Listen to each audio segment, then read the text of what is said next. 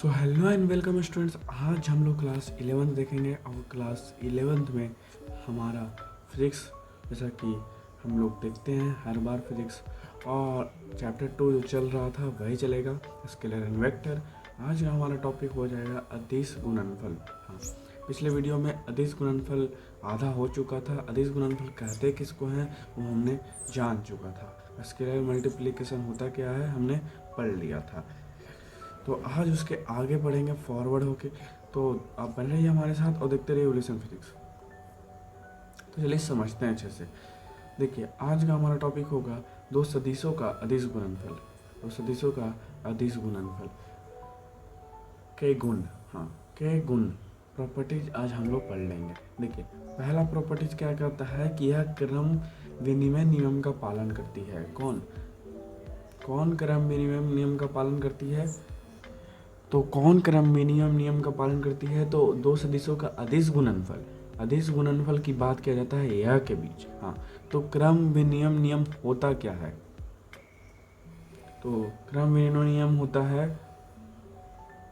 कि यदि किसी संख्या का हम गुना करते हैं a और b में डॉट प्रोडक्ट, तो बराबर होगा a और b के डॉट प्रोडक्ट के। हाँ, मतलब a दोनों को क्या किया जाए, स्थान परिवर्तन कर दिया जाए, तब भी a दोनों क्या होंगे, बराबर ही होंगे। बस ये है क्रम विनिमय नियम। मतलब 2 × 3 किया जाए और 3 × 2 किया जाए, हाँ, तो ये दोनों बराबर ही होंगे। मतलब 2 × 6 और 3 × 6, ये दोनों बराबर होंगे। बात एकदम सही है। तो यह क्रम विनिमय नियम का पालन करती है। तो होप आप ये पॉइंट समझ गए होंगे अच्छे से। आगे चलते हैं हम लोग। हाँ, अब देखिए, यह बोला है कि दूसरा रूल क्या है, दूसरा पॉइंट क्या है कि बंटन का नियम का पालन करती है। कौन? दो सदिशों के अदिश गुणनफल बंटन का भी नियम का पालन करती है। अब बंटन का नियम क्या है? देखिए, यदि ए वेक्टर है तो इंटू हम कर दिए बी प्लस सी वेक्टर से, तो बराबर आ जाएगा ए इंटू बी प्लस ए इंटू सी के। कैसे? देखिए, मतलब कुछ नहीं बोला गया है, ब्रैकेट में रख के गुणा कर दिया गया है दोनों से, और इसमें ब्रैकेट से बाहर निकाल दिया गया है, अलग अलग गुना कर दिया गया है, बस और कुछ नहीं। तो इसमें एग्जाम्पल कैसे हम लोग देख सकते हैं? देखिए, एग्जाम्पल हम लोग कैसे देख सकते हैं? देखिए, 2 × 3 + 6 ऐसे कर दिया जाए, हाँ, तो बराबर हो जाएगा 2 × 3 + 2 × 6। अब देखिए, 2 × 6 + 6 × 2 = 12, 18 आ जाएगा यहाँ पर आंसर। अब देखिए, 2 × 6 + 6 × 2 = 12, यहाँ पर भी 18 आ गया। तो 18 18 बराबर हो जाएगा। ये है बंटन का नियम, यानी दो सदिशों का अदिश गुणनफल बंटन का नियम भी पालन करती है। इसका मतलब क्या कि यदि हम 3 सदिश ऐसे परिवर्तित कर देते हैं, ऐसे रख देते हैं, तो ऐसे करने पर भी उसका मान बदलने वाला नहीं है, दोनों बराबर ही आएगा। ठीक है, बस यही बोला गया और कुछ नहीं। हमने मूल रूप से भी कर लिया और संख्या से भी कर लिया। ठीक है, तो आप लोग देख सकते हैं अच्छे से। और आप लोग दूसरा नियम भी अच्छे से समझ चुके होंगे, दूसरा पॉइंट भी। अब देखिए, ये क्या है कि यदि यदि क्या यदि हाँ, यदि किसी सदिश को स्वयं से गुना किया जाए, ठीक है, स्वयं से गुना किया जाए, तो उस सदिश के परिणाम के वर्गों के बराबर हो जाएगा।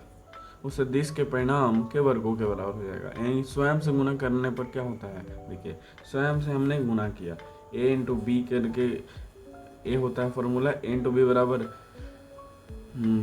ए का मोड बी का मोड cos थीटा। तो हम b के जगह पे भी a रख दिए, तो स्वयं से गुना हो गया, तो ए बी cos थीटा। अब b के जगह पे भी क्या हो जाएगा? a हो जाएगा, क्योंकि हमने ए b की जगह पे a रखा है, तो a cos थीटा। तो क्या हो जाएगा यहाँ पर? a² cos theta. अब स्वयं से गुना हो रहा है तो cos थीटा 0 करना होगा, यानी 90 लेना होगा। 90 ले लेंगे तो पूरा 0 हो जाएगा, इसलिए 0 नहीं ले सकते। तो हमने क्या किया? cos 0 ले लिया, क्योंकि स्वयं से गुना होगा, तो स्वयं से गुना होगा तो इस रेखा पर है, तो इसी रेखा पर हम लोग गुना करेंगे तो क्या से होगा? 0 से होगा।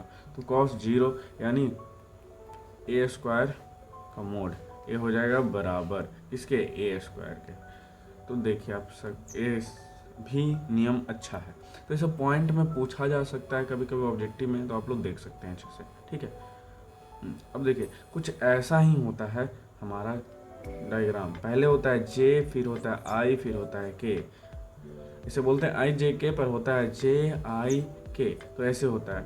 अब हम लोग मूल रूप चलेंगे सदिशों का, दो अदिशों का गुणनफल, दो अदिशों का सदिश गुणनफल। हाँ, तो हमने गुना कैसे करेंगे, देखिए गुना कैसे करेंगे कि यहाँ पे हमने डॉट प्रोडक्ट करेंगे, ये तो पता ही है आपको, डॉट प्रोडक्ट।